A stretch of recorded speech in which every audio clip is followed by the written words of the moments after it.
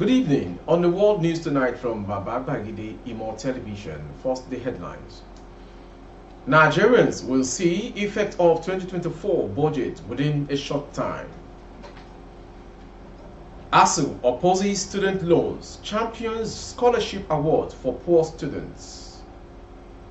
NTA FRCN cannot continue to use obsolete equipment, Minister.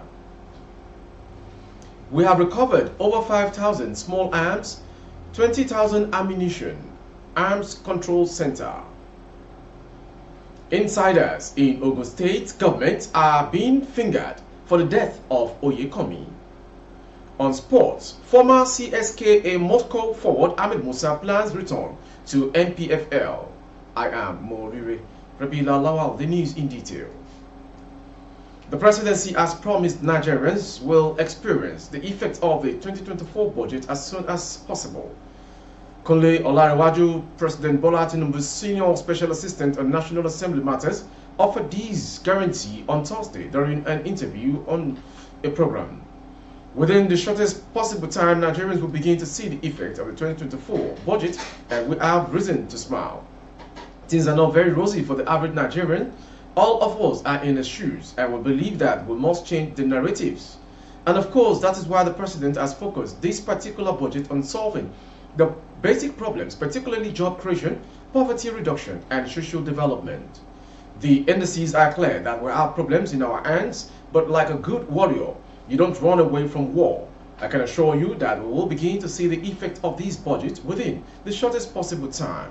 During his first budget presentation at the National Assembly on Wednesday, President Bola Tinubu stated that the planned 27.5 trillion naira 2024 budget will guarantee macroeconomic stability, reduce poverty, and increase access to social security.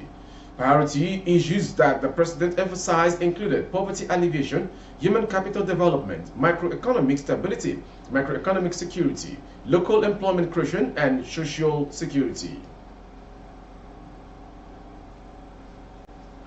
The Academic Staff Union of University, ASUU, Bauchi Zone, has strongly criticized the government's lack of adequate funding for federal universities, attributing it to the escalating dropout rate among students. ASUU firmly rejected the idea of student loans, advocated instead for government grants to support students. During the recent Indigent Scholarship Award ceremony at Abubakar Tafawa Balewa University, ATBU, in Bauchi, Comrade Lazarus Maigoro, the ASUU Bauchi Zonal Coordinator, expressed concern over the adverse effect of student loans on academic performance and the psychological stress it inflicts on students. He emphasized the necessity of providing grants to use and ease the financial burden on students and prevent future academic hurdles. Megoro highlighted ASUU's commitment to supporting financially challenged students, citing instances where students face challenges paying fees and charges leading to dropouts. The union's leadership initiative aims to alleviate these financial burdens and ensure students' educational aspirations are realized. The Minister of Information and National Orientation, Alhaji Mohammed Idris, says the usage of obsolete equipment for broadcasting by FRCN and NTA is unacceptable. In this time and age of innovation, technology and digital transformation, using obsolete equipment for broadcasting is unacceptable, he said. Idris spoke after an inspection tour of the transmitter stations of FRCN and NTA at Jaji and Keita Road, respectively, on Friday in Kaduna. It is important to note that FRCN's transmitter at Jaji was installed over 40 years ago. Some facilities have been there since 1962. We cannot go on with this obsolete technology. Technology moves so fast now, so relying on these pieces of old equipment to broadcast to Nigerians is no longer acceptable. So I will go back to Mr. President to tell him what I have seen so that we can act. We want Nigerians to be enlightened on the workings of government. We want to foster unity among Nigerians. The Zonal Coordinator Northwest National Center for the Control of Small Arms and Light Weapons, Air Vice Marshal Aruna Umar Mohammed, retired, has vowed to rid the zone of small arms and light weapons. This was even as he said last year that the center has recovered over 5,000 arms and light weapons, including over 20,000 dangerous ammunition. The zonal coordinator gave the assurance while on an official walk-in visit to both Jigawa and Kano State respectively at the weekend. According to AVM Mohammed retired, the center is saddled with the responsibility of formulating and implementing strategies, plans, and policies for the eradication of the proliferation of small and light weapons. He mentioned that more than 5,000 armed and light weapons were recovered last year, in addition to the more than 20,000 dangerous live ammunition of different caliber handed over to the agency.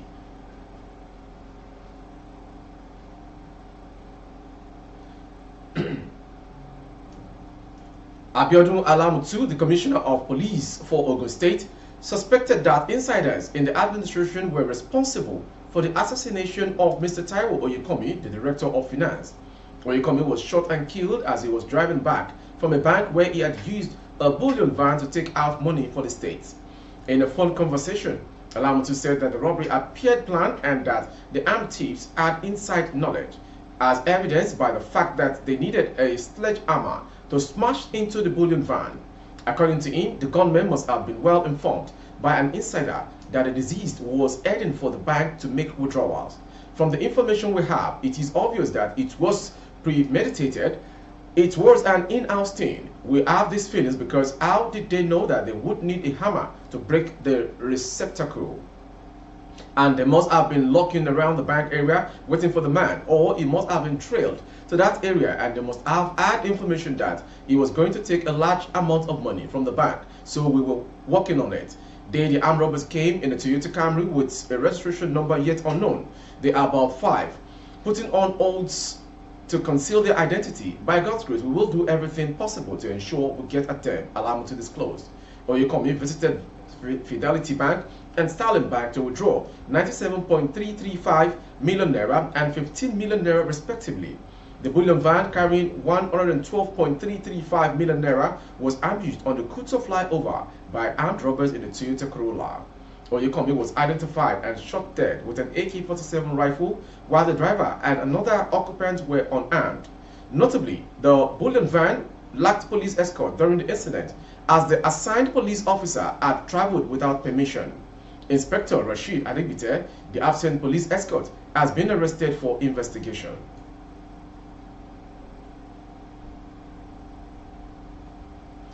Suspected armed robbers have repeatedly attacked students of the Gateway Polytechnic ICT, Shakpade, Ogun State. Information gathered that the armed robbers killed one and shot 9 others. The attack is coming barely a week after students protested the alleged robbery and making the act with female students of the Polytechnic by the hoodlums. It was gathered that the students residing at the off-campus hostel located at Ode, Ikpara, Ishara, all adjoining communities to Shakpade, the host of the institution, were mostly affected by the incident. Following the incident, protest last week on Tuesday, the management shut down the institution for 3 days to restore sanity to the Polytechnic. The Commissioner of Police, Abiodun Alamutu, also held a meeting with the student leaders over the rising tension around the student communities. However, the suspected robbers returned to the community, one of the communities, in the early hours of Saturday and attacked the students. One of the students mentioned that the gun-wielding hoodlums invaded the students' hostels around 3 p.m. and unleashed terror on them. The source added that the attack, which took place in the Larufi area of Ode, left 1 dead and 9 others injured, including a landlord. Moving on to the next story. The Muslim rights concern, Murik, an Islamic group, has asked the President Bola Tinubu to shun LGBT accord, which will legalize lesbianism, gay, bisexual, and transgender in Nigeria. Quoting from the Bible as written, Murik warned the Nigerian government not to sign the unholy law. Murik said that this is a statement signed by its executive director, Professor Ishaq Akintola, while noting that Western countries under the aegis of the EU-ACP have been putting Nigeria under pressure to join countries like legalize lesbianism, gay, bisexual, and transgender relationships. Any agreement signed with the LGBT group will contravene Nigeria's Anti-Same-Sex Marriage Prohibition Act of 2013. This law was designed to protect morality and sanity in Nigerian society. We endorse this law and we start that and assert that it must remain sacrosanct.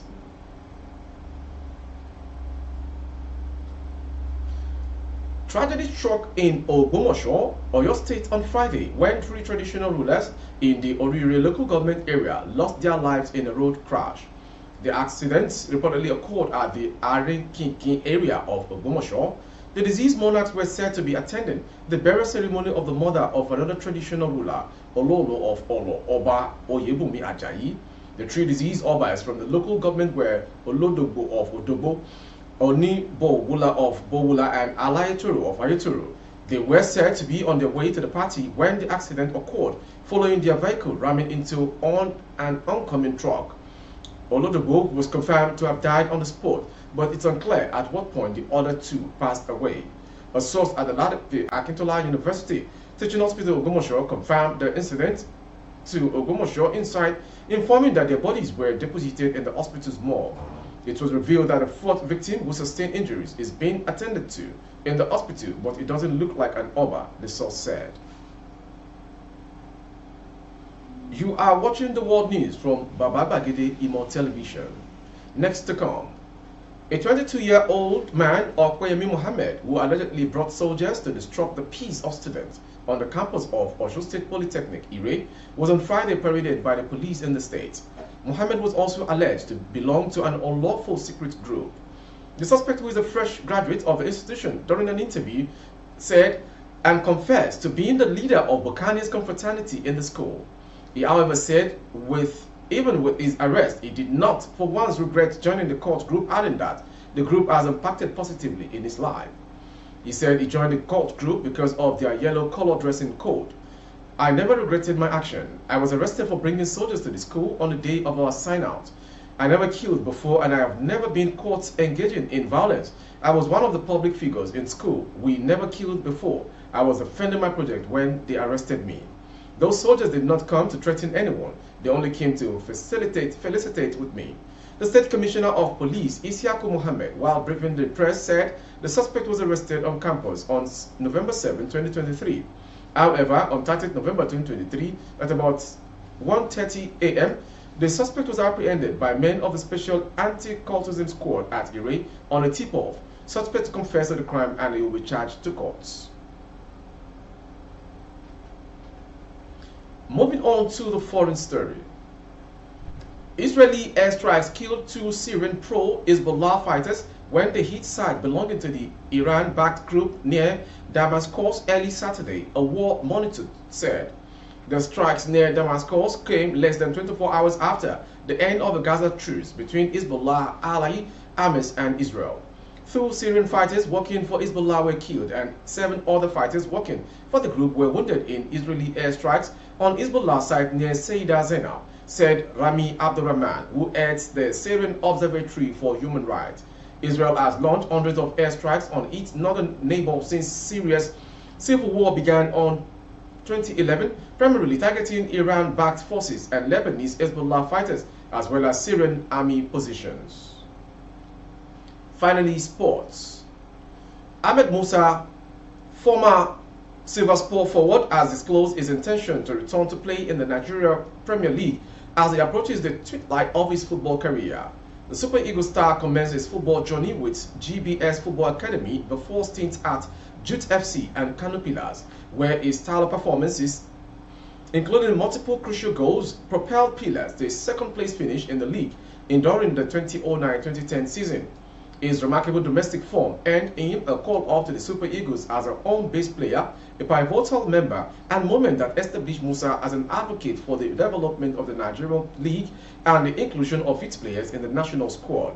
With 42 goals in 125 appearances for CSKA Moscow and notable spells at Leicester City and Al Nassr, where he played 50 games, before briefly returning to Kano Pillars and later joining Turkish side Fatih Karagümrük, Musa's career has been notable. Musa has revealed his plans to return to the Nigeria League, and this time staying longer than what he did the last time to show his love for the league. He highlighted the challenges faced by Nigerian players contemplating a return home, citing perceptions that leaving Europe for Nigerian league might signal the end of their career. An advocate for the inclusion of home-based players in the Super Eagles squad, Musa believed that integrating these players will contribute to the league's development. However, Jose Peseiro, the current coach, has yet to include any home-based players in his starting lineup so far.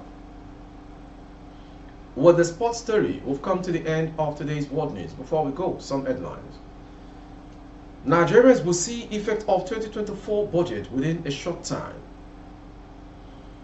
ASUU opposes student loans, champions scholarship award for poor students. NTA, FRCN cannot continue to use obsolete equipment. Minister. We have recovered over 5,000 small arms, 20,000 ammunition, Arms Control Center. Insiders in Ogun State government are fingered for the death of Oyekanmi, finance director. On sport, former CSKA Moscow forward Ahmed Musa plans return to MPFL. For update of our broadcast on YouTube, our handle is Baba Gbagede Imo Television. Kindly subscribe and click on the notification bell, select option all to access all of our broadcasts. On Facebook, Gbagede Imo with Alawi Adebayo. Please like and follow the page. For advert placement of goods and services, coverage of events and function, please dial the phone number streaming on your screen. Thank you for watching. I am Morire Rabila Lawa. Good evening.